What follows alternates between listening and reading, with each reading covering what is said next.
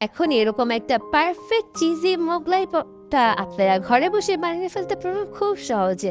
আসসালামু আলাইকুম viewers, welcome back to my channel. So এই পরোটাটা বানানোকে ভালো করে খামি মেখে এবং এটাকে বড় করে বেলে নিতে হবে এবং এর ভিতরে ফিলিং এর জন্য আমি এখানে ব্যবহার করেছি একটা ডিম, সাথে স্বাদ মতো লবণ, স্বাদ মতো ধনে করে এবং পেঁয়াজ কুচি, কাঁচামরিচ কুচি, ধনেপাতা কুচি দিয়ে ভালো করে এটাকে মেখে নিব এবং মেখে নিয়ে ওই রুটিটার উপর এটাকে দিয়ে কাঁটা চামচের সাহায্যে এটাকে ভালো করে মিশিয়ে নিব।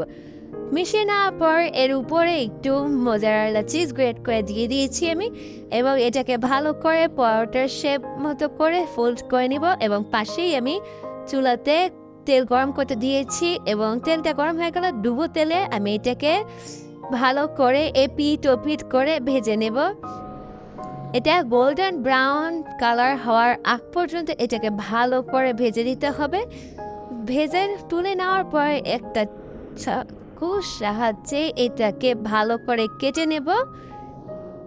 মোগলাই পরোটার যেই টুকরা হয় ওই টুকরা অনুযায়ী কেটে নেব এগুলোকে। সো আমার চিজি মোগলাই পরোটা রেডি। সবাই কমেন্ট করে জানাবেন কীরকম লেগেছে আপনাদের। আর যারা যারা এখনো সাবস্ক্রাইব করে নেয় সবাই আমাকে সাবস্ক্রাইব করে আমার পাশে থাকবেন। আজকের জন্য এ পর্যন্ত, সবাই ভালো থাকবেন, সুস্থ থাকবেন। আল্লাহ হাফেজ।